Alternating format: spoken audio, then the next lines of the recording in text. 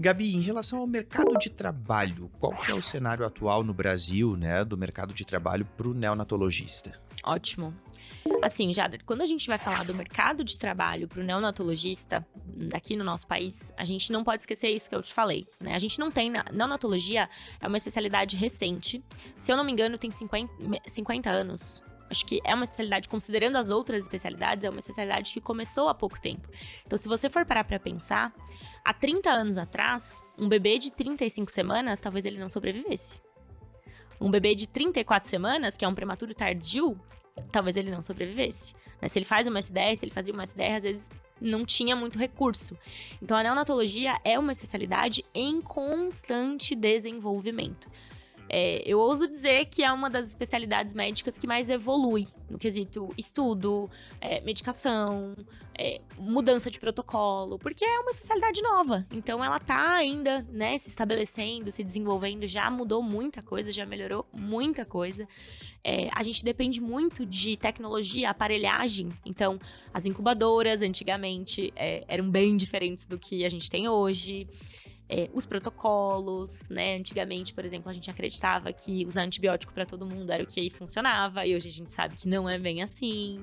O próprio manual de reanimação, né? A gente tem várias mudanças aí no manual de reanimação nos últimos 20, 30 anos.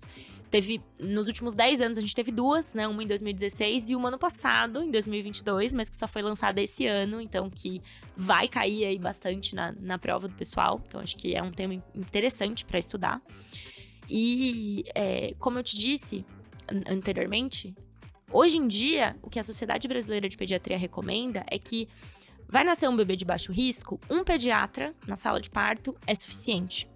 Mas se vai nascer um bebê de alto risco, a recomendação é que tenha um neonatologista na sala. Por quê? Porque é o profissional especializado naquele cuidado. Então, imagina, a gente passa 2 anos ali da nossa formação só fazendo sala de parto. Só cuidando de todos os tipos de bebê, do baixíssimo risco até a altíssima complexidade. Então, realmente, é uma especialidade que está ganhando muito campo, né? A gente não tem neonatologista suficiente hoje em dia para cobrir todas as salas de parto que existem no Brasil, por isso que o pediatra geral ainda é muito requisitado, mas a tendência, principalmente nos grandes centros, né? Aqui a gente está em São Paulo. Aqui em São Paulo, você não entra nas grandes maternidades sem ser neonatologista. Então, precisa do título e do RQE, né? Do Registro de Qualificação de Especialidade. E pelo que você vê, assim, o pessoal que sai da residência de neo já sai empregado ou pelo menos direcionado? Assim, isso depende muito do serviço e isso depende muito do perfil do residente, né? Acho que como toda especialidade. Mas assim, direcionado, sim, a gente sai. Então, não é difícil você conseguir se inserir em maternidades mais distantes, digamos assim, né? Que não são aqui a tríplice coroa que a gente brinca, né? Eu tô falando aqui de São Paulo, né, gente? Que é onde eu tô. Mas eu acredito que em outras cidades deve ser mais ou menos semelhante. Então, as grandes maternidades, acaba que é um pouco mais difícil, a escala é um pouco mais... Tem lista de espera, né, na escala. Mas sim, eu diria que dá pra você sair da residência, pelo menos direcionado. Quando você faz um grande serviço, ou quando você faz um serviço que tem uma possibilidade de você continuar naquele serviço, ou às vezes um chefe seu da residência que trabalha naquele serviço é chefe em outra maternidade. Então isso vai te abrindo portas também. Mas eu acho importante a gente comentar aqui que o perfil do residente importa. Então, você constrói a sua imagem ao longo da residência, né? É legal a gente comentar. Isso porque em todas as áreas, né? Em todas as áreas. Porque, por mais que a residência seja um período em que a gente fica, extremamente cansado, é um período de muito aprendizado, mas também de muita cobrança, a nossa imagem, ela é construída nesse período. E lá na frente... né, todo mundo quer trabalhar com gente boa. Então, as pessoas que acabaram se destacando, que acabaram, enfim, sempre ali dando o seu melhor, vão ser mais visadas, digamos assim, do que outras. E não só isso, né? E que tem as soft skills também, que a gente chama, Exato. né? Não só as hard skills, né? Que são boas de lidar, né? Que topam as coisas, que não, né? Tem pouco pouca truculência, digamos Isso, assim. exatamente Então, isso.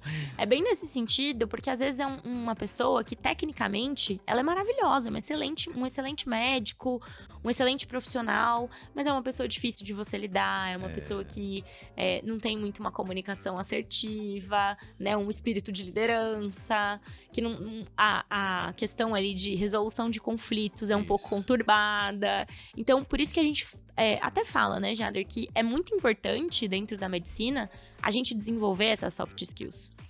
Além das hard skills, além de um bom médico, a gente tem que tentar ser uma boa pessoa. E eu acho que isso faz muito, muito sentido com o que a gente tá falando aqui. Eu diria que dependendo do campo de atuação é 50%, assim, ou até mais. Até né? mais. O paciente, por exemplo, quando ele procura a gente no consultório, ele justamente, a primeira coisa que ele vê são as soft skills, né? Se você acolhe, se você é empático, né? Porque se você já tá com uma cara, né, mais amarrada, assim, a tendência é definitivamente não dar certo, mesmo que você seja um grande expoente, assim, aquele... Como eu enxergo o futuro da neonatologia como profissão, acho que a gente tem que analisar um pouco os contextos, assim, que a gente vive. Se a gente for pegar